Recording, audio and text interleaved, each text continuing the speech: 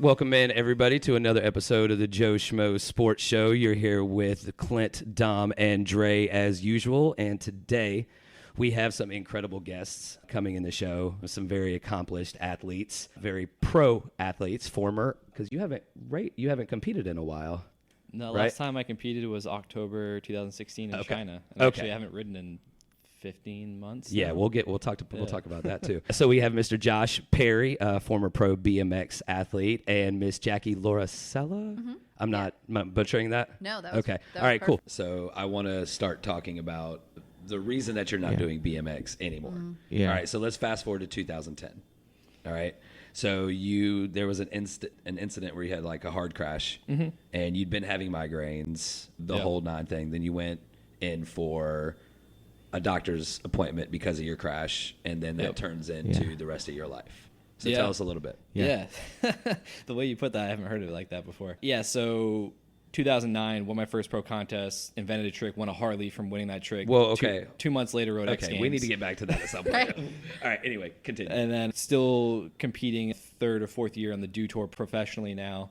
And then March 2010, training, trying a new trick. And I got it dialed in the foam pit. And I should probably explain the word dialed is when you get the trick confidently, smooth. It's an action sports term. Many people laugh when I say that. But just to those listening, dialed is just you did it really well. That shot was dialed, bro. That putt was dialed. Like you're ready to take it actually onto Right. a ramp Yep. or a course or something like that, And I as knew- opposed to landing in foam. Yeah, exactly. Yeah. And so I knew the contest I had won the year before was coming up in a couple weeks in April. So I had to try this trick that I wanted to bring. Let's do it at home on the real ramp so I have an idea if it's going to work or not, or I don't want to just try it and see if it goes well in the contest. Sure. So the nuance of this is a 7-foot ramp to a foam pit. Real ramp was 6 foot. So I thought I had to pull out and flip harder. The trick involved flipping, spinning, jumping off my bike, tail whipping, which is a whole different conversation. Yes. A lot of stuff going on. A lot of things. And I thought because it was a foot shorter, shorter, I'd have to pull back harder and spin harder, which resulted in me over-rotating, hit my head, got knocked out. After about a year to this point of complaining of headaches, vision problems on and off every day, migraines, vomiting, nausea, and being denied because, oh, you look healthy, you're in shape, you're 20, 21, You're a depending pro on the time athlete, frame, right, you're a professional athlete, blood work doesn't show anything, you don't need a scan, here's some pain meds, go home. Yeah. That was it for me. So this crash now deemed, oh, you have to have an MRI because we have to look for traumatic brain injury. And the story goes, to make a long story short of the whole like build up to that, is the image that came back was revealing a large mass taking over the left side of my brain. And I remember the doctor saying, we don't know if it's benign, we don't know if it's cancerous. We do know that if you want to ride your bike, that you have to have this taken out, which that's probably unlikely, but to have a shot at living, it needs to be taken out immediately.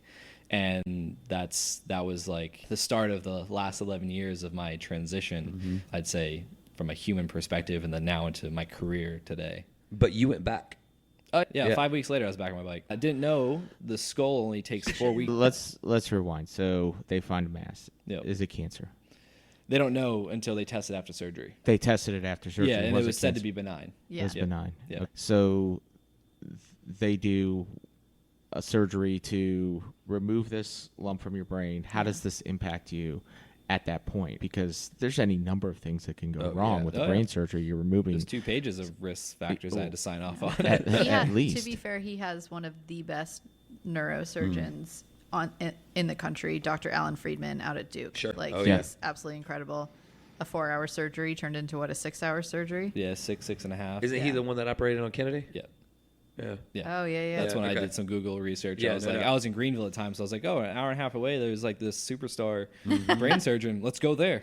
That makes sense. It makes sense. Yeah. So 4-hour surgery turned into 6.5, 75 staples, 16 stitches, 4 titanium screws.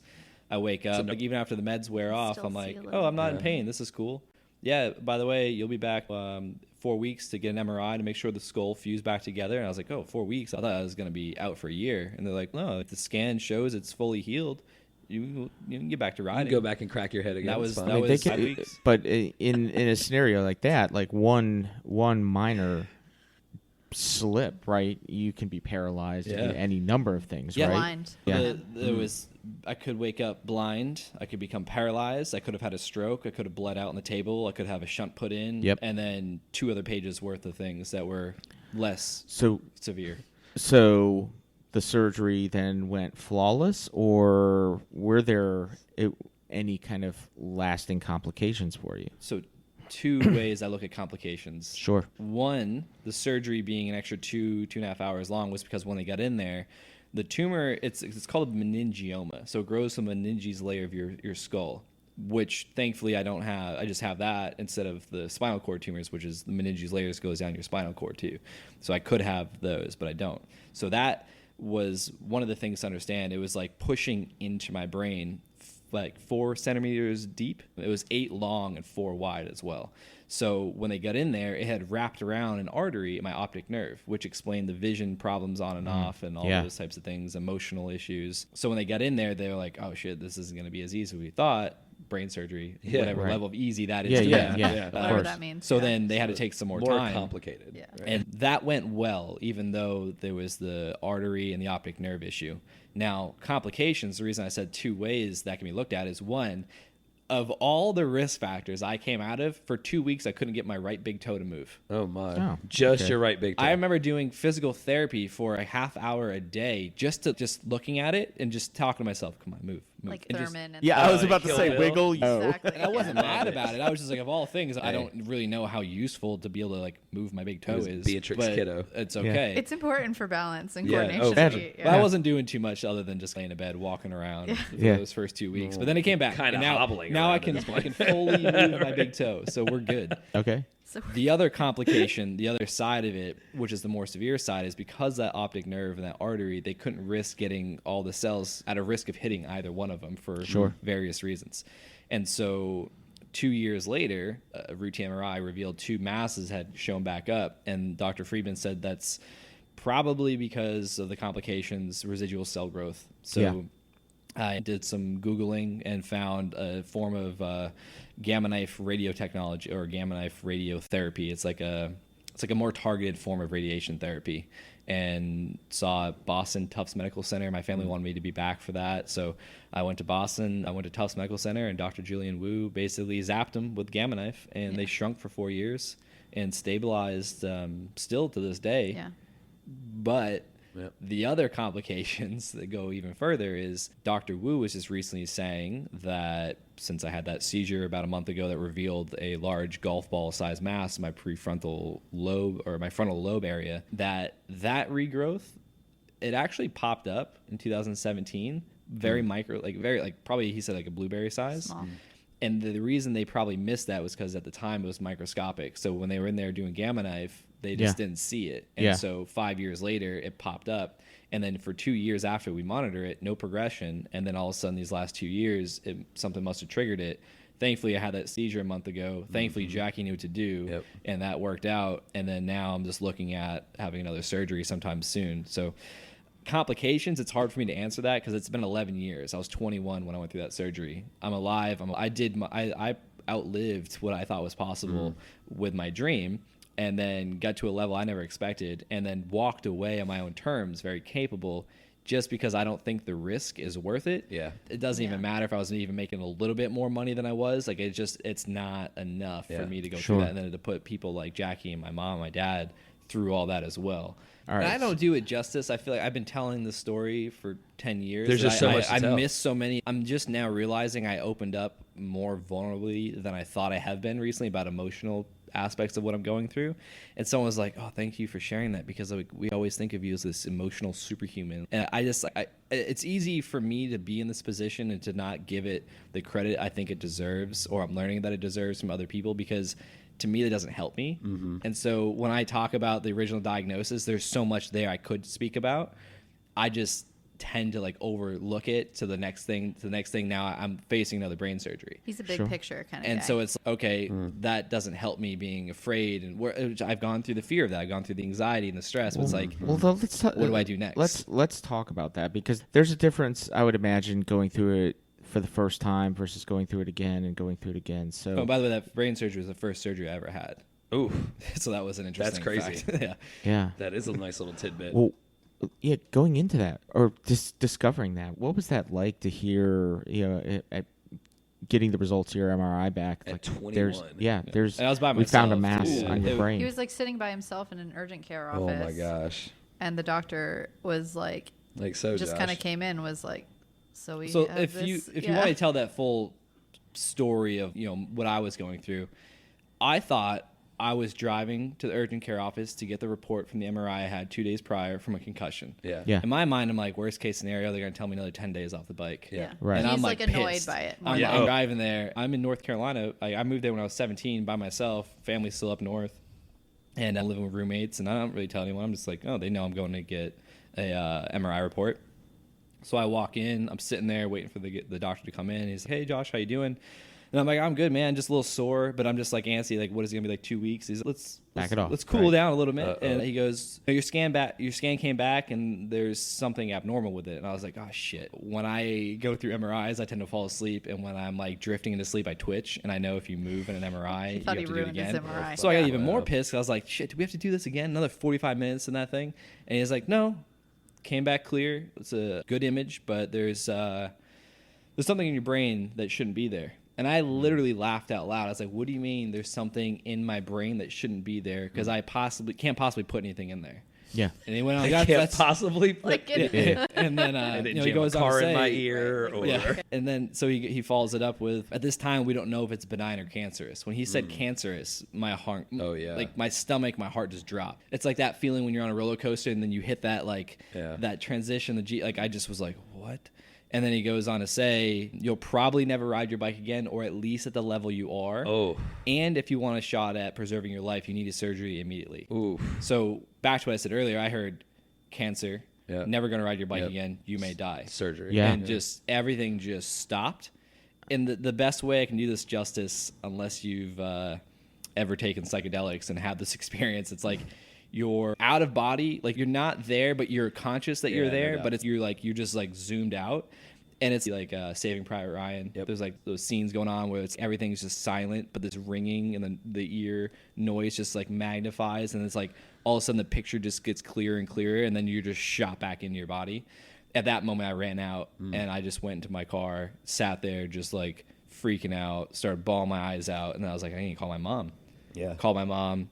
She answers, hey, what's up, Josh? And I was just like, I couldn't speak. It was like seeing in a dream where you're just like, no matter how hard you try, nothing came out. Like, how is this happening? Yeah, I can't believe this. Couldn't Yeah. say anything. he was And- 21. Yeah. By no, like, himself. And then my I just can't mom even obviously knew something was wrong. She's bawling her eyes out. Josh, what's wrong? Just tell me. Just talk to me.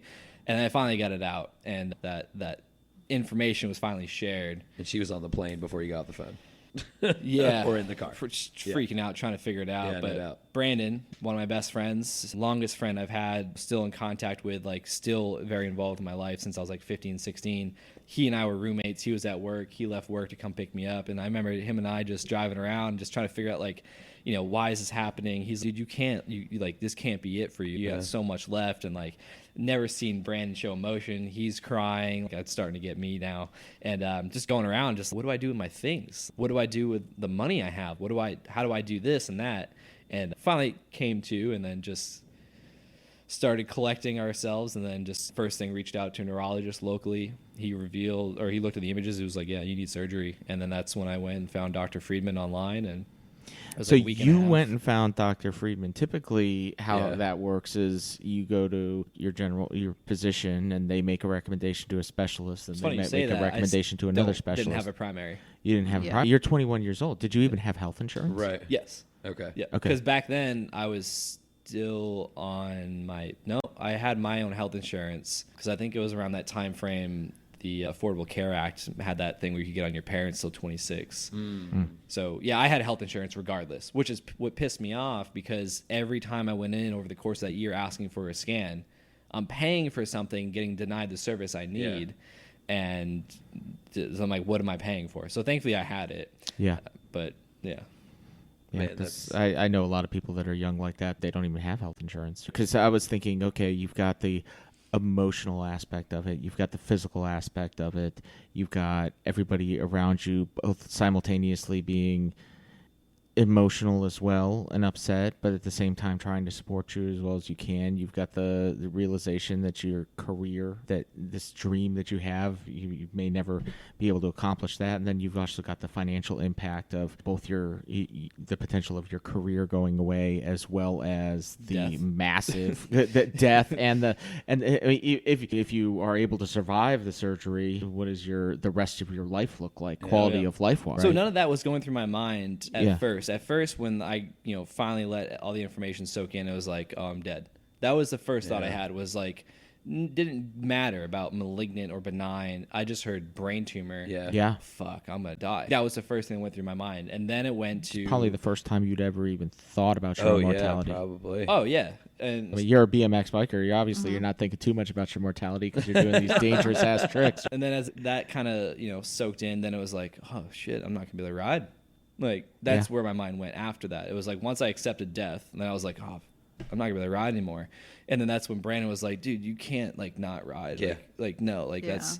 And then the BMX community started to find out through an interview I did. And then they were reaching out. They're like, you're Josh Perry. Like you need to be riding your bike. Like, and just showing me love and support. But then the financial shit came in, and I was like, I'm not making money back then. Like I'm making $30,000 a year, and I'm just getting by and stuff. And then I'm like, I got health insurance, but then thankfully Athlete Recovery Fund, ARF, is a nonprofit set up for action sports athletes.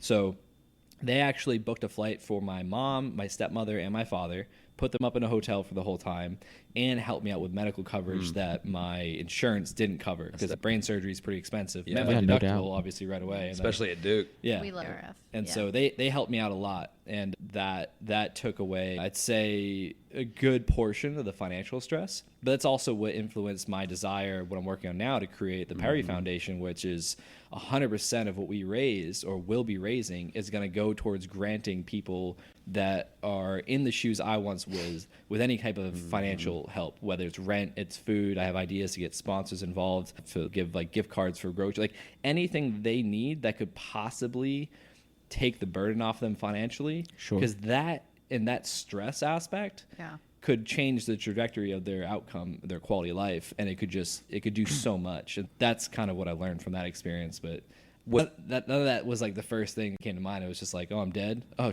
I'm not gonna be able to ride my bike again. Yeah. And the tumor was so serious, Dr. Friedman even told Josh that if he had gone another month without getting a scan, he probably just wouldn't have woken up one day. Like it would have. Because at this point, I wasn't crazy. riding. Yeah. I was, but thankfully I wasn't as it progressed, and I found out through the concussion. But it got to the point where some days when you wake up sometimes and you go like that, and your eyes are like foggy, and like it takes a. Some days it was like that all day. Yeah. And I was riding purely off of muscle memory. Like I was just feeling the ramps. I was flipping and spinning, and somehow it was working. I was that determined because I was accepting that what I was going through was just going to be my future. And I wasn't taught to complain or to stop, and I wasn't going to stop. So I just was riding off of how it felt. And then that day happened to be a day where I could see and then crash, get a concussion, and that's when it revealed it. The week and a half from diagnosis to surgery, it just progressed, and I wouldn't have been able to ride. I couldn't even see the television in front of me. And it's not like I couldn't even play horseshoes with my dad when he was out there hanging out with us. Yeah, and it's not like he was just ignoring it. Right. It wasn't a case like that. He was going to urgent cares. He was going to ERs. Just getting he was going denied to the eye scans. doctors, and like just. Oh, the being eye doctor told me I had perfect vision, and I was like, "Fuck you! I have perfect vision. Yeah. I can't see anything right now." Like, I can't literally cannot see in my hand in front of my face. Exactly. Wow. So let's go from surgery to reinserting yourself in competition 5 weeks later. So to be clear, riding 5 weeks later. So riding 5 weeks later. 8 weeks after that, stupid. competing in Europe. So a total of 13 Still weeks stupid. after surgery. Okay. Yeah. So you're talking. I just wanna make 4 sure. months. Yeah. Okay. So you're talking 3 months, three and some change. Yeah. So obviously there wasn't a hell of a lot of rehab. April 16th was surgery. Beginning of July, I was in England for a contest out there. We'll have to send you guys. There's this video they interviewed Josh Oh, after his and just my the God. swelling. I still on had his this. I head. buzzed my head Yeah, and of I course. still have all the staples and stitches still in, which He looked like Frankenstein. Oh, I bet. swelling. Did you have to get a special helmet for that? No, it time? went. The swelling went away and Okay. all that stuff after Yeah. once it Okay. healed. Because like I wasn't riding for 5 weeks, but Right. the video I did maybe 2 weeks out Yeah, of 2 or 3 surgery. weeks. It was just this like egg. Unreal. You could just, it didn't hurt. It was just fluid. Like a Yeah. tennis It ball. was insane. But Yeah. Well, were there any like physical limitations Yeah. after recovery that you could everything tell? was mental for me. For sure, okay. Somehow I don't know. I just fortunate enough to I have walked out of the hospital on my own. I was like I was there for 48 hours and they're like, you're not ready to do this test. I was like, I'm fucking ready. Let me do this test. And so I had to walk up and down stairs. I had to do all this and that. And they're like, oh, okay. I was like, I'm determined to go home and I'm determined to get back to riding my bike. And that's something I talk about with like vision being so important, whether it's a career, it's, you know, spirituality, it's education, it's like your ideal life. It's having a vision. Right before surgery, I could have, and I did at first, like, what if I don't wake up? Rather that, I was like, no, I want to ride my bike. Thankfully, I had a lot of film to look at and things like that, but I just kept focusing on what am I going to do when I wake up and getting back to that level and how am I going to continue progressing. So that's like the mentality I had. That shifted during that week and a half from diagnosis to surgery. At first, it was victim mentality. Yeah. Why me? Sure. What do I do? What? How? Yeah. Exactly. But then You get know, a certain amount of time to grovel in self-pity. Yeah. Yeah. And I getting better about accepting those types of things and not just avoiding them. But Well, what you said originally that started this whole conversation is you were talking about being vulnerable and you getting better at being vulnerable. Since I've known you, I watch your Instagram videos and stuff, your 11, 12-minute videos that you put out there. Talking about it, you're extremely vulnerable, just to start there. And I've never seen you not vulnerable in a video, especially after your seizure. I think what was interesting was the podcast Jackie and I did about after the seizure. I shared something about this new information of like, because it happened in my sleep. So every time I go to bed now, it's getting better and better. But like this thought of, what if I have a seizure tonight? Yep. When I was visiting my dad a week later, it's like, there's a lot of things. If I fall out of bed, I could get hurt. Do they know what to do? Would they even know? And it's just, I was opening up more about the fear aspect, which is ironic because I speak about fear. It says across my arms, fears is a thought, thoughts can be changed. It's the first tattoo I ever got. It's my mentality on like fear just being an emotional response from a thought you have. Sure. And then it's not easy. It's simple though. Just change those thoughts. You get a new chemical reaction. You'll do different things. But I just shared about, like I'm going through this fear right now, this information. It's I could have a seizure tonight, or bowling for the first time, or driving, or golfing, because I'm not diagnosed epileptic, and it's the first seizure I've had in the 11 years I've lived with one or more brain tumors. So it's just, what if I have a seizure right now? A bit of fear is healthy, right? That's part of our survival instinct. That's what it has a shift focus to safety and maintaining our life or maintaining our well-being. And even though we don't keep the fear on the front of our minds, it is a motivating factor in things. So I think it's not that we eliminate the fear, it's that we don't let the fear dominate our life. Oh, 100%. Right? Yeah. Yeah. And I think the big shift between after the seizure and before the seizure, it's almost like a moment on the timeline. Now, and before that, he was always very open about his story, was open about sharing things. But after the seizure, I think now he's learning to be more vulnerable with self, like allowing himself to feel some things. So we were talking the other day and he was frustrated and not in a good mood. And I was like, are you frustrated because you had a seizure, or are you frustrated that you are frustrated that you had a seizure? You know what I mean? Is it like, because he knows this isn't serving me, I need to move past it. But sometimes you've got to feel the shit. Like you've got to just let it happen. Yep. And he's so good at compartmentalizing and moving past things that I think that now he's okay. I just need to allow myself to be frustrated and irritated that I had a seizure and be freaked out that I had a seizure and then move past it. I've got to let myself feel it first. What was that night like for you? Oh, it was one of the worst nights of my life, but it was, once I saw him, it was fine, but not knowing why it was happening was the scariest part, because this is not a normal thing for him. Like he said, it's been 11 years. And I've had a couple concussions since I got back riding after the first brain tumor surgery. Yeah. It could have been a brain tumor issue. When I was on the phone with 911, I was telling them he has a history of brain tumors. That was something that I informed them of. But it could have been anything. Like, because of his history, it could have been a stroke. He could have been having like something crazy. Just having a TBI puts you at higher risk of a seizure. Oh, yeah, for Exactly. sure. Yeah. absolutely. So when and I wasn't allowed to ride in the ambulance with him. Oh crap. So I woke up. So you're not a instantly. spouse, right? Yeah. Yeah, that's And the because of reason. COVID. Oh, Yeah, okay, true yeah, that. yeah. And so I woke up and I instantly knew in my half awake state that he was seizing. And I like flipped on a light, and like weirder as anything, he was already on his side and he was okay. So I was like, I have to call 911. You have to put on clothes. So I like put on a sweatshirt and then went over to him and still made sure he was okay. He was breathing the whole time. I could hear him breathe. I was calling 911. One of the biggest things I had to worry about is our dog was very concerned and wanted to be like on top of him, and I had to push him to the side, and it lasted less than 2 minutes, and he was breathing right away right afterwards. His lips had turned a little bit blue, but that could always, it's not always lack of oxygen in those situations. Like sometimes it is, but other times it's like because of like pressure or the way you're holding your mouth or whatever. It could be so many things. So he wasn't like outwardly bleeding from oh no, his there was mouth. blood coming out Okay. of his mouth. Okay. Yeah, but I was like, he bit his tongue Yeah. or his cheek. Like that's just All of it. it's gonna happen. Yeah, especially Right. if you're sleeping and your mouth is half ajar. Yeah. So if someone's ever seizing, just put them on their side. Make sure there's something soft under their head. If they're not on a soft surface, don't stick anything in their mouths. If you try and That's probably a bad idea. pry yeah. open their mouth, there's like this weird thing, like try and stuff your wallet in their mouth and like to keep Sounds them odd. from swallowing their tongue. I hear that. Don't do that. People aren't going to swallow their tongue. That's not They're going to gonna be a bite thing. That's off not a your thing. finger or whatever Exactly. else They you will. put in there. They will bite off your finger. There's Yeah. old wives' tales about like day one paramedics going out and doing that and getting fingers bitten off or almost bitten off all the time. And it's not like they're going to let go. No, So they're actually in probably more pass. danger now because your finger is in their mouth Yeah. and they're not opening their jaw. So it's just, you just have to ride it out and time it. That's Yeah. the biggest thing. Time it so that you can tell the medical professionals how long it lasted. That's just crazy. You did bite the shit out of the inside of your Yeah, mouth. it's already So healed. bad. Yeah, Yeah. it healed like over a week ago. It's been a month to this. Because you were to having this problems past weekend. talking and, Yeah. and all that stuff, man. I can't imagine. It's painful shit. Oh, it was terrible. I almost bit my tongue off in 2016 after hitting my handlebars off my chin, but thankfully I had a mouth guard on, so it didn't let it go all the way down, but I bit like halfway hurts me across now. it. The sides, and he Yeah. couldn't really eat. He was just drinking. And he was doing protein shakes and Instagram eating soup. videos. Yeah.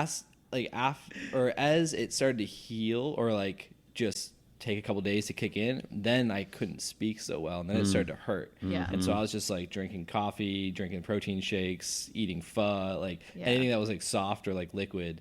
But what was crazy was, and we talked about this on our podcast after the Gray seizure. Matters podcast, by the way. Yes. Plug. We'll talk about that later. The weirdest thing was, as it was occurring, I was like, oh, am I, like, before it magnified, like the seizure itself, I was like, oh, am I waking up? But I couldn't see anything. Everything was black. And then as it felt like my brain was just doing this rapidly, then I was like, oh shit, am I having a seizure? And then I just felt like my head was just like going like that. And then Oh I just my remember like goodness. going back into the left. And then I woke up in an ambulance and I was like, what the fuck happened? Yeah. That's okay.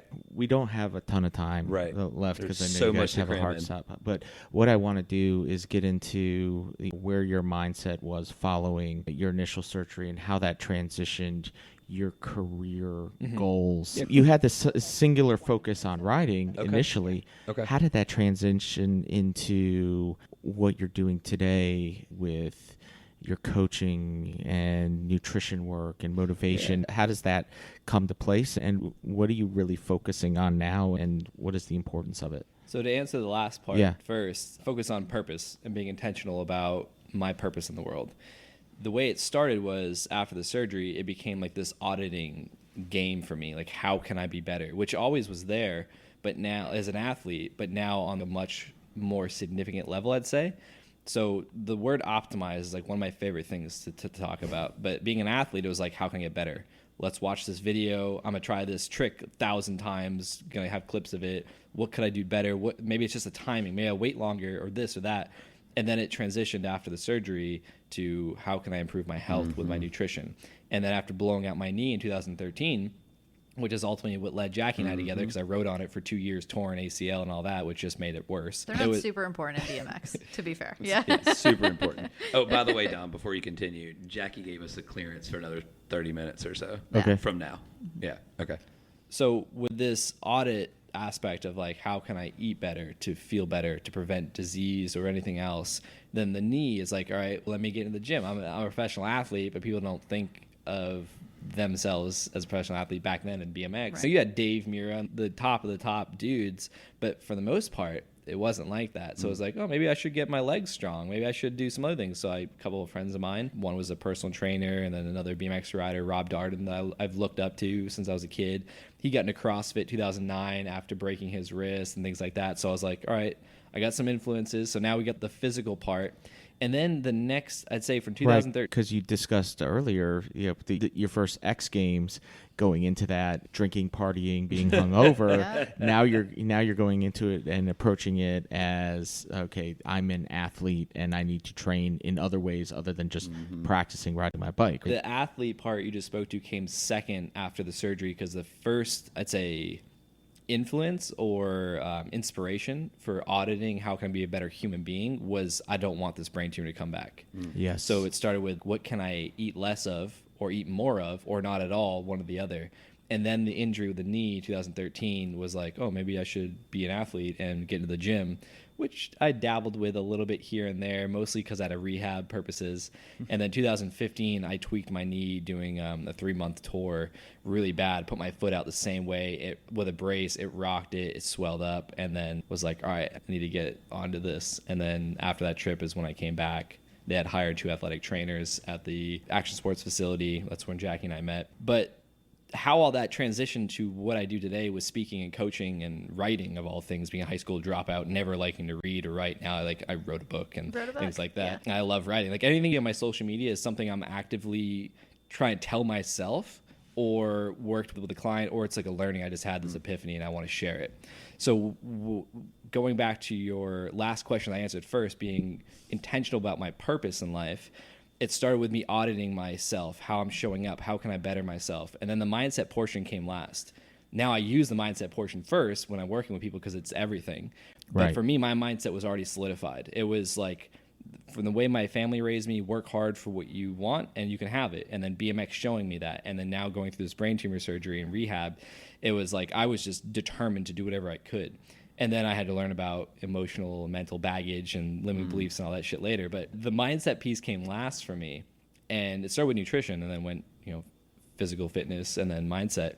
But as it progressed, I started noticing, like, other people are asking me for advice, or other people are telling me by sharing that I've inspired them to either pick up the bike again at 40 years old, or they'll be okay with this surgery, or no one believes in them, but they're telling me, they're listening to me talk about, it's just up to you. You want it, go get it.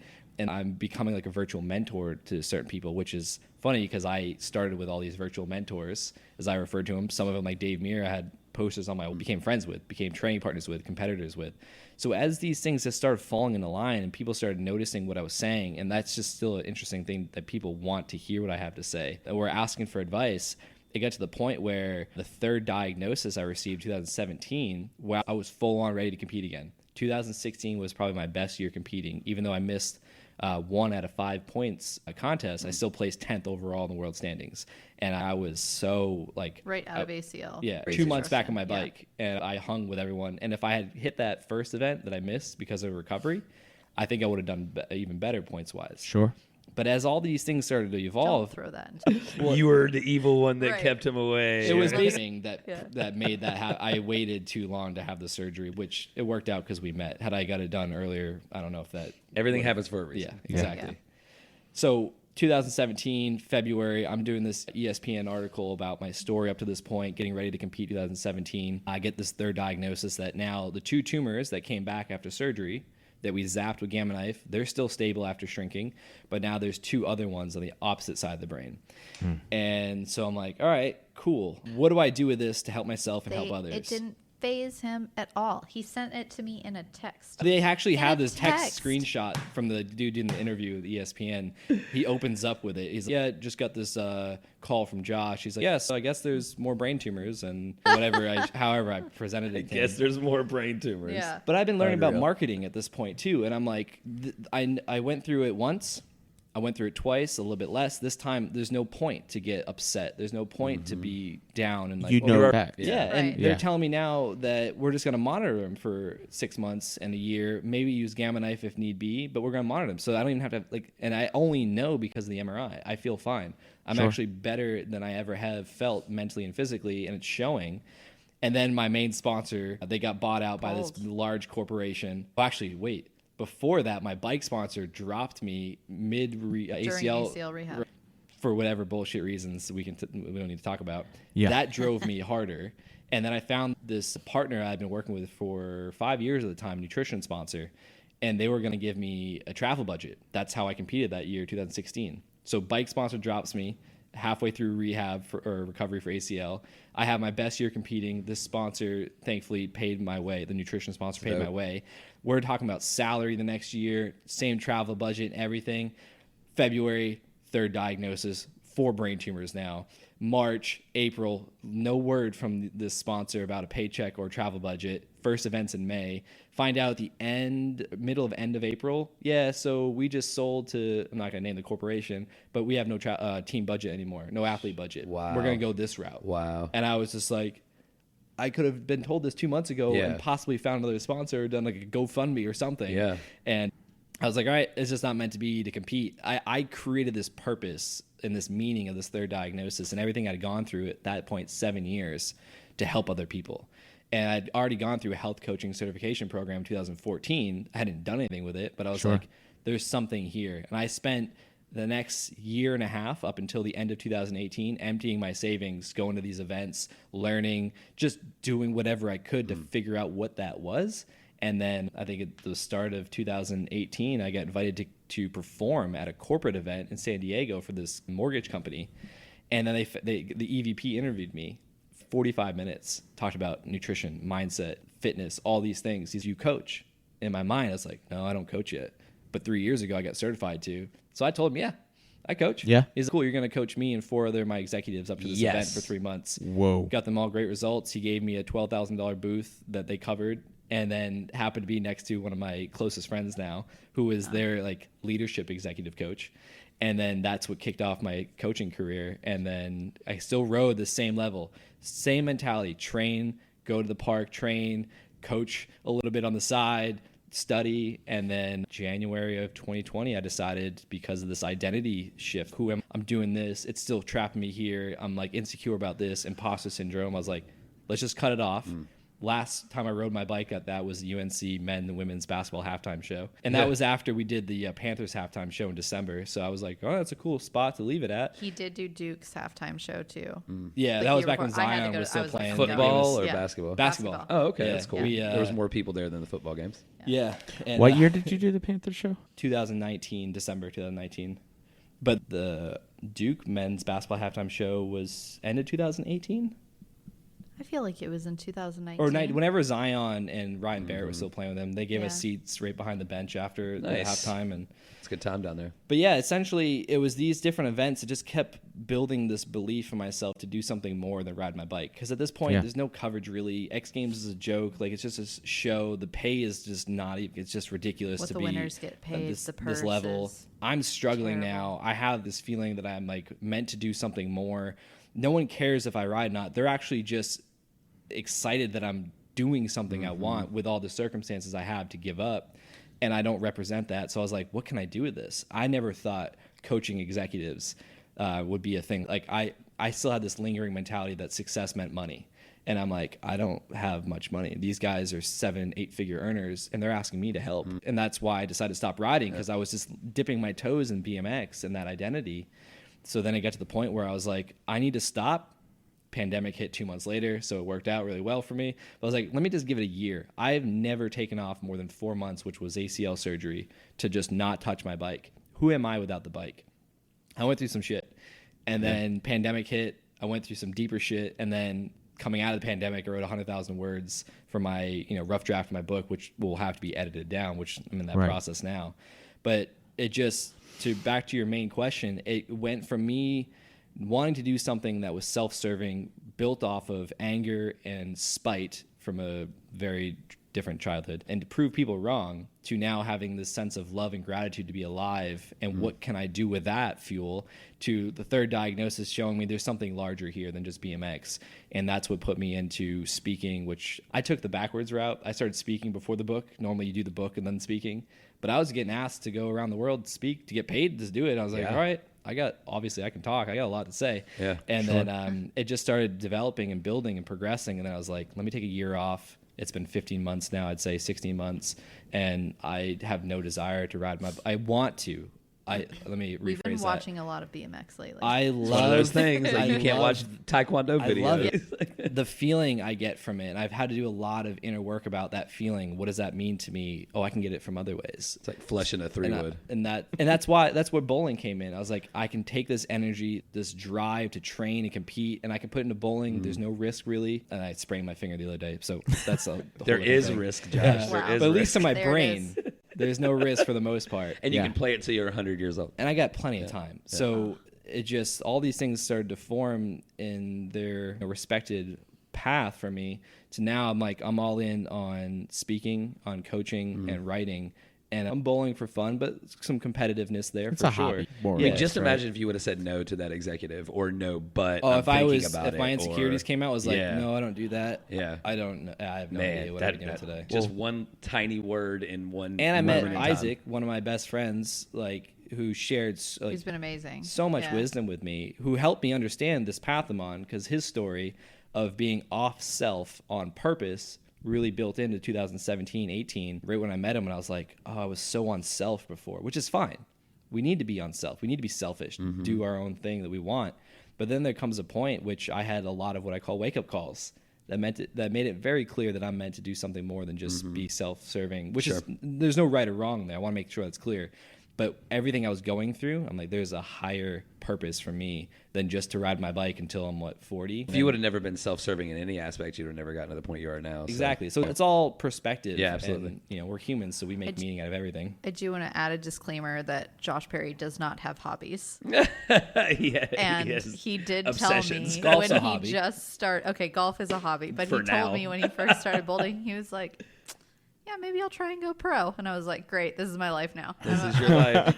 You'd be a PBA wife. Yeah, I saw it. A couple bags full of bowling balls now, and I'm my traveling. gosh. I It's made $800 this season, so that's Yeah, cool. you Hey, now. Hey, So- you're winning something. So I want to go back to something you just mentioned, and you flew by it so quickly. But this is a not a touchy subject, but this is a subject that's really important to me, and it's something that I have a lot of discussions with people about, and it's an opportunity to be a little bit more vulnerable as well. You mentioned imposter syndrome, and that's something that's close to me. I've had an opportunity to see Amy Cuddy speak live a couple of years ago, and read her book, and had several discussions with people who are experts in that particular topic, because I've had a midlife change of career and living situation, family circumstances, and found myself during that process kind of trying to figure out who I was and this new person that I am. How do I put that out there to the world that I'm this person when I'm not even sure if I believe it myself? How did you're sitting up there being interviewed by this executive vice president and asks you if you're coach, you say yes, but now now I have to actually do this. How do you overcome the imposter syndrome? Because everybody experiences it. What did you do? How did you, there's a progression there, right? What was that like for you? So two things. One, I mentioned vision earlier. It's having an ideal version of your life out in the future that you're working towards. You're not running from something, you're progressing towards something. And then the second thing was, we talked earlier, how did you put it? Oh, that's what we were talking about, like fear. It's inevitable. It's never going to go away. Nope. Courage isn't the absence of fear. Courage is acknowledging fear and the emotion that is fear, and choosing how you want to behave. Fear can either influence behavior to sit down and play small and why bother, or who am I to do this, which are all the thoughts that I have every day, actually. I'm learning after we did the post seizure follow-up episode on the Gray Matters podcast to talk more about these things. But it's not that I don't have them. I just consciously now, with a lot of the work I've been doing and these events I've had that woke me up, it's like in that moment when he asked me how fast my brain works, how fast all our brains work is incredible. But in that moment, which I had like maybe 3 seconds to answer, I instantly went to, what am I trying to do? And how do I do that? Don't worry about anything else. So I said yes, because I was actively pursuing that field of coaching and helping people ultimately. And so it wasn't like, oh, I'm not capable or I'm not good enough. It wasn't like, what am I going to do? It was just like, what do I want? Let's just say yes and figure it out later on. Speak it into existence. And that's what I've done with BMX. Here's what I want to do, and I'm afraid to do this trick, but what do I want? But at that point, you didn't really know that you wanted to be the coach. You had gotten a coaching certification, and you had let it linger there for quite some time. Yeah, and now all of a 4.5 sudden, you're facing this question. You're saying yes, and it's almost like the dog who caught the car he was chasing. Like, what do you do now? Yeah. So at that point, what do you do? So I left out some backstory that would help this. Sure. A buddy of mine, he bought this program that taught you how to take your specialty, your service, whatever it is, and build it into a program to help other people. And so I had this, everyone knew it, this passion for nutrition, to the point where even my friends would mock me to my face or behind my back about it. I knew I wanted to help people. Going through that course with my friend at the time, I was like, oh, I could do something with this. I could package it in this coaching program of some sort. I haven't done that yet. I've just kind of been helping people one-on-one with no formal anything. I don't even know what I was doing. So when that EVP asked me, do you do coaching? I had just finished that course with my friend a couple months prior, and I had this new vision. Oh, I could do this. And we laid it out like, how much money do I want to make? How many clients does that require to make that per month? What can I do with that money? All these things were already mapped out. I just was like, oh, I just haven't done it yet. But why tell them that? Why not just say yes and then see what I do after that? So you already had the plan in place. I had the knowledge. I had the personal experience myself, and I'd helped other people for free and gone through that course. But it was just like all of a sudden fate dropped a really important client right into your lap. Yeah. An Do you guys opportunity. know the phrase like dress for the job you want? Oh, yeah, Oh, for yeah. sure. No one embodies that more than Josh does. It's that manifestation, right? This is what I want it to look like. Yep. He's already behaving like that person that he wants to be in the future. He's not like, oh, I'll get there one day, or me in the future is happy and doesn't think about this, but I'm not there yet. It's, oh, if I don't want that to follow me into the future, then I can't have it now. So he's like fully embodying, like dressing for the job you want. Like he's there mentally, he's there physically, he's dressing for it, he's working, like he is the CEO, even if currently he's just sweeping floors. You know what I'm saying? He's very good about that. And that comes back to vision. And one of the first things I work with my clients and I speak to, it's about creating this ideal vision for your life. Like, how do you want to live? What are the thoughts you want to have? What are the emotions you want to feel? What are the behaviors you want to be participating? Who is around? Like, getting that, because that's what did it for me. I had this HD, 8K, 3D image in my mind for BMX. And I just did everything I possibly could to make that happen because I saw other people doing it. So when people talk about law of attraction and manifestation, it gets so lost in context now because it's not just you literally think about something and it's going to appear. It's way more complicated than that, of course, but it comes back to what we focus on expands. If we're focusing on what we want, that ideal version of our life, that future vision, and we focus on what it takes to have that life, thoughts, emotions, behaviors, all these things, and we do that every day, we participate in that every day, then we're going to be speeding up the time between where we are now and where we want to go because we're embodying that person. We're not waiting for, if I get that job, I'll feel happy. We're asking, what does that job look like? Is that even the job I want to do? Or what do I want to do?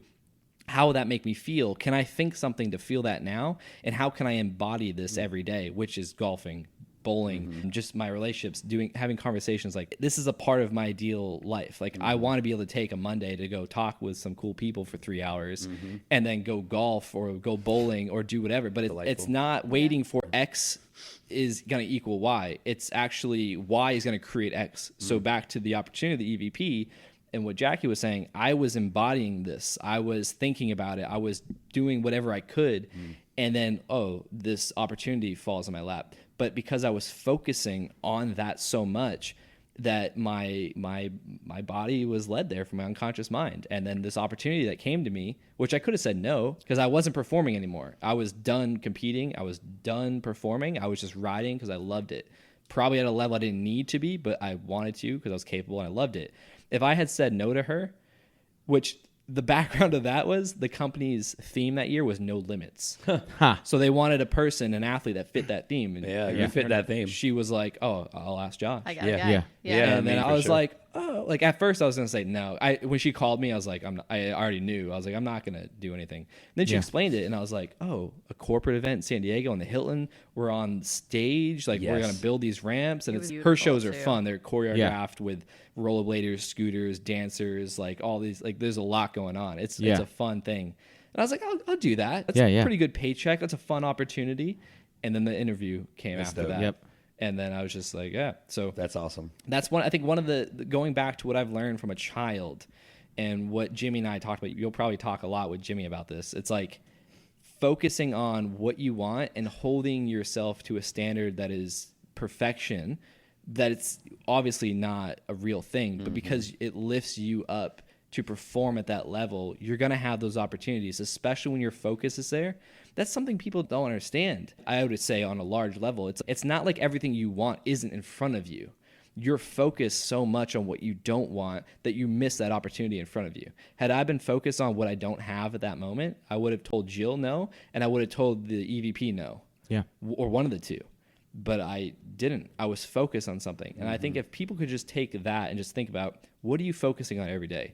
What you don't want, what you don't enjoy, what shit you're going through now? Or are you focusing on what you're working towards and how internally and externally you can create that reality? Because that's gonna change how you see the world every day. They talk about perception as interpretation. How you're interpreting the environment around you internally and externally is going to be how you perceive the world. The world is abundant, and Jim Carrey talked about the world's happening to me or for me. Based on how you come from that, you're going to see everything right in front of you. The difference is letting go of control and being patient. And I've had to do that so much. Jackie was we got connected right when I was like getting into that world of there is no control, yet I think there is. Oh, here's another brain tumor, or here's another seizure, or here's a seizure. You have no control. There's a little bit of both, right? So you have an internal locus of control because you have the opportunity through your mindset, your focus to make things happen, but you can't control the things you can't control and recognize those and be able to release just enough so that you can focus on the things you can control. Yeah, and I'd say depending on how deep we were to go in conversation or how deep a person is willing to go in conversation, I would say we have no control over outcomes, but we have control over the way we show up in the world. But then when I'm talking to Brandon Mason, my friend who runs Imposters Anonymous podcast, if you guys are interested in that, you would probably love that. Oh, yeah. He's local. Him and I will get to the point where we talk about Sam Harris's work, and we're like, do we have control over our thoughts? Or can I tell you to not think about this and now you're thinking about it? Or if a car is coming at you on the sidewalk and you want to walk on this sidewalk, the whole thing about is there free will?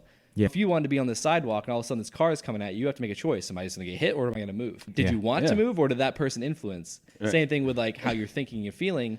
I'm a very big proponent of owning it, self-empowerment. I think what I want and I feel what I want, but do I? Is this conversation sparking energy in me that wasn't maybe there a second ago? Or did that person come into my life and just open up this new idea?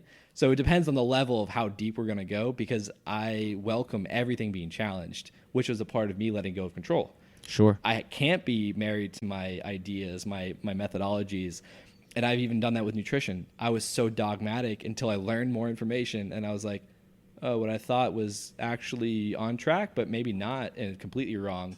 But now there's a new way of looking at it. We haven't even barely glossed over nutrition. Right. Yeah. We need to come back to that. Because that's part of your coaching and that's part of your passion. Talk a little bit more about that. So that's been an interesting evolution over the last 3 or 4 years. The more I've gotten deeper into the mental and emotional aspect of a human being, the more nutrition just became a tool. But if you're running a program that says I'm not a healthy person and you're forcing yourself to do things and not recognize that action is making you a healthier person, but because you're focusing on the outcome, that is you're overweight or not in shape, you have this identity that you're not a healthy person. And so you can be accountable in this program or paying for this or that, and you do it for so much time, but then when that accountability goes away, you have installed this new program that says I am a healthy person because you're so focused on the outcome. So I've just decided to leave nutrition in terms of, I'm going to talk about it now, but in terms of like my content and what I speak about, because the people that, you know, are so focused on nutrition, like I was, I don't even know how to explain what I'm thinking right now. Basically what I'm saying is there's a deeper element than nutrition. So I just want to preface that like, nutrition is a tool, exercise is a tool, reading is a tool. You got to get your mind right before you start your fitness and your nutrition journey. Like you have to get your mind, and you have to figure out why you make the unhealthy choices that you do and things like that before you can't just be like, I'm going to diet now and I'm going to be a healthy person. Doesn't work like that. Yeah. You have to figure out, or there's got to be some oh shit moment. Yeah. That for me, that I didn't need to do the mental work around nutrition at that moment because my life was challenged, literally. So I was like, I need to do this. But nutritionally, the way I look at it is from a metabolic standpoint, and that's using blood metrics and a bunch of other different things, but looking at food as information. What is this food signaling to my body to either create energy with or store energy based upon where I'm coming from? And then getting deeper into like Dr. Daniel Amen, looking at SPECT image, blood flow, brain activity. I look at nutrition as how is it affecting one person's brain? Whether it's a CEO or professional athlete, your brain is everything. Your metabolism affects that. So you could be, like I was, in shape physically, but two things. One, you could have chronic elevated levels of blood sugar, which is also going to create inflammation and free radicals, which in aggressive manners is going to translate to the brain. But then you could be storing visceral fat, which is internal fat around your organs, which is suffocating your organs. There's two elements there. But the way I look at it is like, how is any food I'm eating affecting my brain? Which, going deeper, is how is it affecting my blood? Because if your blood sugar is spiking up and then coming down, or spiking up and then staying up for a large amount of time, that's going to tell me a lot of different things, more so than looking at your physical self. So it just comes back to the basics. And this is something that Jimmy and I speak to all the time. Any person, an athlete, an artist, whatever, that gets to a level that other people aspire to get to is because they mastered the basics. Like, how many free throws do you think Kobe or MJ shot a day or weren't satisfied with, even though they sank so many in a row? Like, it's getting the basics. So with nutrition, I don't like to get too in the weeds anymore. It's just eat real food the more time than not. Whole foods. Drink water more often than you actually do. Get rid of the processed garbage and sugar that's in everything. Sure. Just keep it simple. So one of the things, and I'm a former chef. I was for 20 years before making my career change. One thing that I might suggest integrating into your nutrition coaching, or just like part of it, is food isn't just fuel. Food is mental health. Food is memories and emotions and escapes. It's culture. It's tied to so much more than just like how it impacts our bodies. It's how it impacts our minds, and not just because it's a certain chemical reaction that's created. It ties into a lot more than that, which is why it's so hard. It's one of the things that people struggle with the most, is breaking through those emotional barriers that prevent them from being healthy, or not wanting to diet because they might fear giving up the positivity, the positive emotions that they get from food, such as the memories and the connection to family and home, like I said, the things food that make them is feel. information. Oh yeah, for sure. Absolutely. There's so much information that comes from eating any piece of food. Yeah. I always saw food is art, and food is love, and it's comfort. So I think our relationship to opened him up to some of that. I have a Sicilian family. We go balls to the wall on Christmas thing. You think about food as me as a chef. I considered myself an artist but it wasn't just 2-dimensional or 3-dimensional art. You're talking about all 6 and 7 dimensions, because it's every single sense plus the subconscious. Because he'd be like, that's not good for me, so I'm not going to eat it. And I'd be like, pizza makes me feel like I'm loved. Yeah, so I'm going to eat There's two things there. It comes but down you got to to what is marry that them. That's what it comes down to. Cauliflower Like, pizza, what is that's that what that's person for. trying to accomplish? Are they happy with the way they're performing intellectually? Are they happy the way that they're responding emotionally? Are they happy with the way they look and feel physically? That's If you the are, look and feel whatever is you're doing, big for keep me. doing. And if you're curious, I can share some information about what I perceive you as doing based on the research. But if you're happy, just keep doing. There may be some ways to do both, right? Yeah. Yeah, Right. that's And Got to find the balance. So we are up on the time frame that you guys have. Okay. Okay. And I really wanted to talk about what you're going to be doing. Do you have a few minutes to say what you're going to be doing when you're moving to Florida? Yeah. What time is it now? It's 1:20. Before 1:20? Right. before That should be she fine. explains that, can I say one more thing to what we were Sure, just talking about? of course. So when I got diagnosed the third time, they said it was a genetic thing. And I was like, okay, I remember epigenetics, Dr. David Perlmutter's work around blood sugar regulation, how that signals genes to express themselves differently, this and that. So I got into a low-carb, ketogenic way of eating. It's very profound with disease and all that stuff. Over the years, that's where I was locked into, though. I was super polarized and dogmatic. I was like, oh, if you're eating starch and sugar and alcohol, no, that's not good for you. Not good for you. But then I started learning about metabolic flexibility. Our body is able to utilize carbohydrates and break down the glucose to fuel our brain and body, or it's able to break down fat and fatty acids and create ketones, which is actually a preferred fuel source by the brain.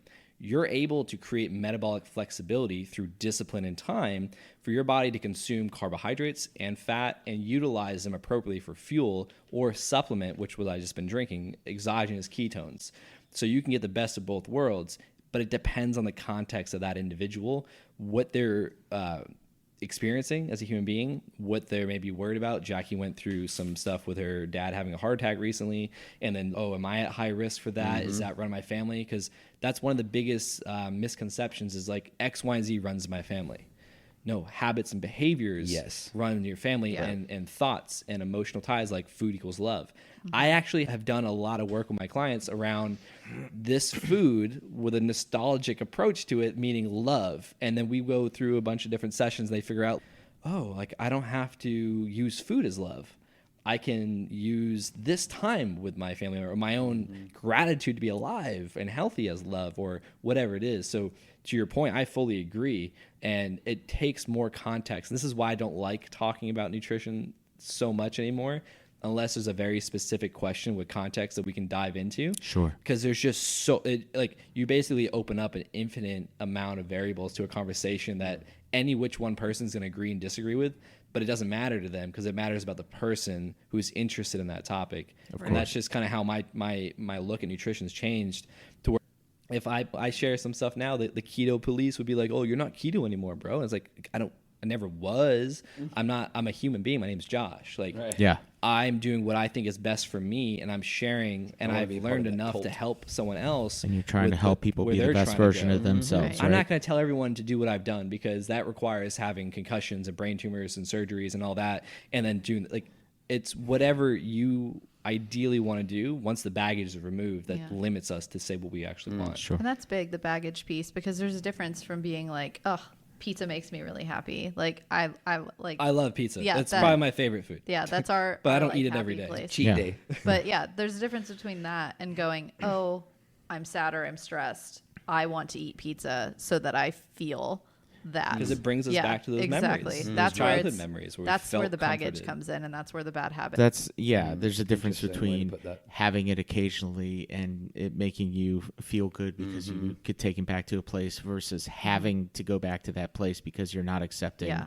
of the possibilities of where you are now. To work like business. Yeah. My coach that I was working with, my business coach last year, we had this epiphany that like when everything is going smoothly or when I don't have anything on the calendar, I was addicted to stress, thinking I got to hustle more, I got to grind more because that's what I was perceiving from all these other people telling me that. And so when I got done with my calls, I got 3 hours left of the work day and I don't have anything to do. I'd freak out and I got to do something. And I actually had to like stop that because it was just like these unconscious. No, you can go Learnings outside and and beliefs. water your Play golf. garden Yeah. or Yeah. play golf or do whatever that second one. it allows you to relax, whatever it is that you enjoy doing. Being prepared and planning allows you to recapture your time for yourself and not have to always be giving towards whatever it was that's your goal. You can get there in less time. Yeah. Like the whole hustle grind mentality is what I think is magnifying what you and Jackie were just talking about. People get stressed or sad, they go to food, or they go to unhealthy food options usually. For me, Ice cream. food has been a non-negotiable for me since the brain surgery, and I've learned everything. So I will consciously participate in this. But for me, it was like I'm gonna do more busy work when I got stressed. It wasn't food. It was like I need to be doing more.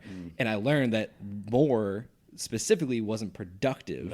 And my coach actually challenged me for a month not to read anything, not to try and learn anything, not to listen to podcasts, not YouTube, take my Oura ring and throw it away because I was getting all crazy on data metrics. And I had to just stop everything to stop that program and to expose more where it came from. And then now when I have free time, quote unquote free time, can I get around it right now? Or can I go bowl a little bit? Stuff like that. That mentality that Jackie was just talking about too, like it's tied to food.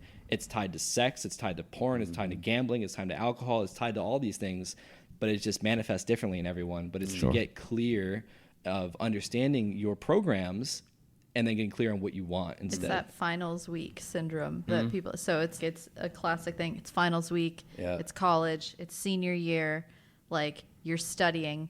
That's when your habits should probably be the best. You should be exercising. You should be getting 8 hours of sleep. You should be doing that to perform. But that doesn't happen, right? No, we're trained to do the opposite. Yeah, you're guzzling energy drinks. You're getting 4 hours of sleep a night. You're cramming, testing. And it's a perfect example of how people handle stress for the rest of their life. Okay, during your finals week, when you're building your business, when you're like moving on from one sport into a different career, when you're doing this, how are you, like, which habits are you going to be choosing? Are you going to be stressed out and eating pizza and guzzling Red Bulls, or because that's what from the tops and whatever you're trying to go for. That's what you see the hustle, you see the grind, you see the never stopping. You don't ever get told about the good habits.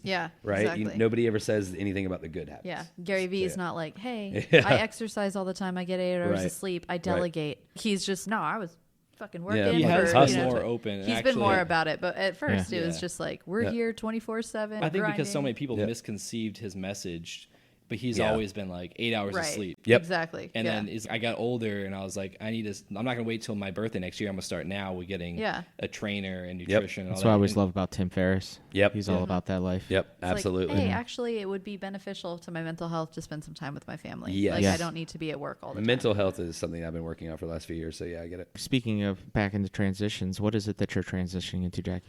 Oh, I'm actually moving from working full-time as an athletic trainer to opening up my own photography. What? Yes. Okay. What kind of photography are we talking about here? Weddings, boudoir, elopements. Like I do family stuff and things like that as well, but portraits. And you're moving to Florida. We are moving to Florida. Okay. And back to my hometown. And my mom is actually a photographer there.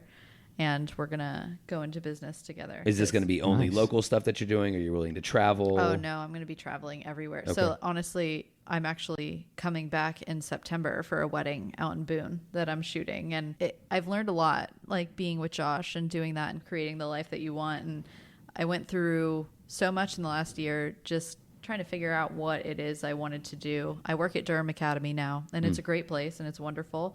But I just wasn't feeling fulfilled. I was like, if I have to tell one more kid that they just need to foam roll and that's why their hamstrings are sore. Kids know everything. I'm going to freak out. Like the kid's like, oh, my shins hurt. And I'm like, you run in circles all day. You're on the track team. Of course your shins hurt. What are you talking about? Stretch, foam roll, do what you need to do. So stretch. It was... Kids don't stretch. Kids don't know. Kids know everything. So exactly. And they're indestructible. It's whatever. And I love the kids there. And I really love my coworkers and the opportunities that I have had there. They let me teach a PE class, and it was intro to martial arts. So I was just able to teach kids martial arts as a PE credit. So they've embraced me and they've given me a lot of opportunity, but I've realized I was like, man, my ideal thing would be able to be like my own boss.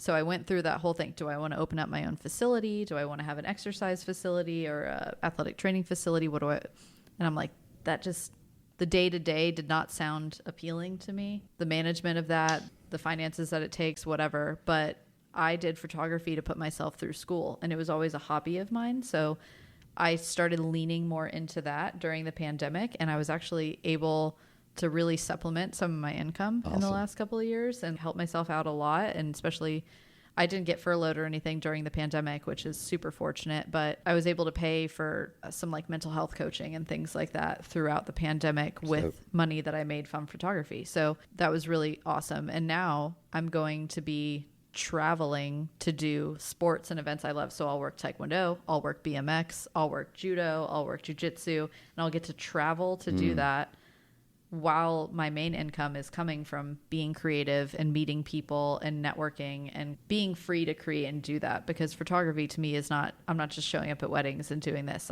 I'm thinking about renting out a studio and having workshops for kids in the area and teaching them. Is wedding photography, is that your passion, or is it like... That's probably my favorite thing to do. Okay. Yeah, absolutely. Because you could certainly take your camera with you while you're traveling to all these sporting Heck events yeah. and Oh, take yeah. photos of those as well. I take pictures when I can, and it's so fun, and especially to get back behind the scenes in like the medical tent and take some photos back there, like with people's permission, no HIPAA violations. Yeah. But yeah, and BMX is such a fun.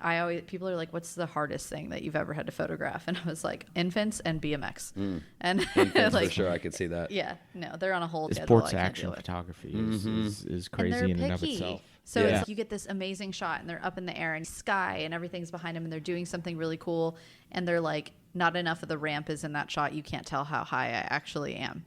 And that's fine. And then you take it BMX again. guys. Yeah. And then they're like, well, that's really cool because their bike is out sideways. And they're like, but that's not the shot you want. You want it to be like in front for the cool picture. And I'm like, I don't like, so it's a whole different finicky I mean, if you're field going to to document learn. our work, we want it to look Yeah, good exactly. for what But we it's- view it as. Exactly. Well, I've got a good friend down in Charlotte, and he's and has been for years the official photographer for both the Charlotte Hornets and previously Bobcats, but also the Panthers. And he's contracted by NBA and NFL and also Sports Illustrated. That would So be pretty amazing. dope. That's a so pretty cool fun. thing to get into as Yeah, well. absolutely. Yeah. That's a whole different set of equipment. Yeah, but yeah, Well- that would be super amazing. Yeah. That's pretty awesome, man. Yeah. Like, I'm super excited for you guys. Yeah. Just meeting Josh and obviously just meeting you today. Josh and I have known each other for a little over a month. Sad that you're moving, bro. Yeah. Sad that you're moving, man. We'll be Yeah. But back. it's another new adventure. Yeah, no, yeah. I think I'm Exciting for Florida, sad for us. Yeah, that's how I keep wording it. Because like even in the bowling community, I've been starting to make some connections and get invited on teams and tournaments, and I'm a little sad about that. But I'm more excited and should happy be. for us where we're going and Yeah. just to explore. Getting to be close to family, too. Yeah, and to be able to That's a do big those types deal. of things. And not Yeah. having to choose. I'm excited to watch like, her with our transition. spare Absolutely. That'll be dope. Especially the freedom is what I heard. Everything she was talking about, to see you're capped here salary wise, and you have to Yeah. do all these hours, and even if you go to more school, you're still you're like barely gonna get above. And just to see her eyes open about what she can do by putting in more work, more effort, and it actually going above, like just to see that, and then the timing and all these. We talked about focus, like all these things. What she's focusing on are now opportunities coming, and to see her kind of step into that, it's been fun, exciting, and That is exciting. faith building in me that what I'm doing is going to work because Well, it's I'm great that you guys have each other for a Yeah. support system. Yeah. Okay, so couple final questions. Number one, do you have a name for the business yet? J. Lauricella Images. So Okay. it's just simple. Okay. My last name. Yeah. You can follow me on Instagram, J. Lauricella Images. That was going to be the next question. Yeah. Yeah. Okay. Is there any other place that you want people to follow you? Any webpage? Any? JLauricillaImages.com. Okay. Yeah. Trying to keep .com. it simple and uniform Yep. throughout. I got it, yeah. Absolutely. And Josh, where can people find you? JoshPerryBMX.com. And then all my social media, whether it's LinkedIn, YouTube, all that, it's just Josh Perry BMX. The background story is I found the person that owns JoshPerryBMX.com that is not using it, that they want $5,000 for it. You mean JoshPerry.com? JoshPerry.com, Yeah, yeah. yes. And so I was like, at the time, I was still in BMX, and then now Yeah. I've learned to accept that. And now I think the NFL player has just Josh Perry, right? Do what? On Instagram, the NFL player. Josh No, Perry? no. The original Josh Perry hasn't been active since, like, he made his account 2013 or so. Right. I've messaged him over the years and just no response, like no help from Instagram, and he doesn't post. I think it's just one of those accounts that were made and then Yeah. just Forgotten. didn't do anything with it. And I'm just like, oh. So I just keep Josh Perry BMX. Yeah. 15 You know, years. it's a in the huge making. part of you. It's your backstory. Yeah, for right? sure. Like everybody who is a coach or a speaker, they always have this incredible backstory, and Yeah. that's yours. Yeah, absolutely, Professional bro. athlete, Embrace. X Games, world class competitor, to brain tumor, surgery, transition. You've been through it all. It's an incredible story. Yeah. And It was it's mostly powerful. frustrating when I was going through the identity crisis. So I was like, I'm trying to leave this part behind me, and it Yes. won't leave. Well, but I don't need to now. You know what, man? Whenever we need to have you back on here to talk about mental health, like both of you guys. We have a digital platform, like a streaming platform we use, and we would love to have you guys on once you get settled in Florida to talk about stuff like that. That'd be awesome. Yeah, That because was- that's a a main whole focus nother of mine. podcast. Yeah. That's a whole new thing. Oh yeah. And I've definitely got some people to connect you with for some Yeah. speaking gigs. I was gonna say awesome. For sure. If you would like Josh Perry to speak at your next Yeah. event, WBMX.com, not The JoshPerry.com. year of the pandemic, 2020, I had some of my highest paid speaking gigs lined Sure. up, and then one after the other, Yeah. and brand partnerships just Yeah. gone. Yeah, it sucks. And I was just like, yeah. Oh no. and I had a guy full time with me for video, like one of my friends for video content and like all this Yeah. stuff, and I'm like, oh, this money's leaving, and then my expenses are going up. Yeah, I'm looking forward to when everything's kind of back to Yeah. normal. And our podcast. Yeah, the Gray Gray Matters podcast. That's right. We can't forget to plug that again. And that's on all the things, I assume. Yeah, and I Yeah. put them on. I put them on like the videos on my YouTube channel. It's slowly turned into my project the last year and a half. Yeah. With some guest appearances from I've Jackie, been but busy. we originally Yeah, started she's been busy. together, and we wanted to have the Gray Matters podcast was because we wanted to combine our love for like brain health, mental health, but then also not everything being black or white or polarized. Like there's like this substance context gray area. areas It's very of catchy, life. bro. It's very Yeah, catchy. Yeah, so absolutely. It's very yeah. catchy. Not all of us are just golfing and bowling all day. Like, Hey, we got- can't all live the That's a life. fair- We want to be, we're very thankful of you guys. Yes, Yeah. For thank you coming being in here. some of your Monday to spend with us. It was great and very enlightening, and the stories are just insane. And I'm sure they just keep coming and coming, which is why we need you on again. Yeah, when the Awesome. book comes out, Yes. Right. whenever Yeah. that day is. Billion%. We bro. are all about promoting Books. the book Yeah. and the book Right. tour. For so sure. Any Yeah. publishers are listening. that's actually part of the like, vision. Hit us up. Yeah. Yeah. Any Yeah. publishers, Any hit us publishers. up. Yeah. Let us know. Excellent. We've got a book for you. Yeah, no doubt. All right. For myself, Clint, Mr. Dre over here on the Behind the Curtain, and Dom will be out. All right. Thanks again, guys. Thank you. Appreciate All you right. all. Thank you. And until next time, folks, we are the Schmoes. We'll see you. Cut to the theme music.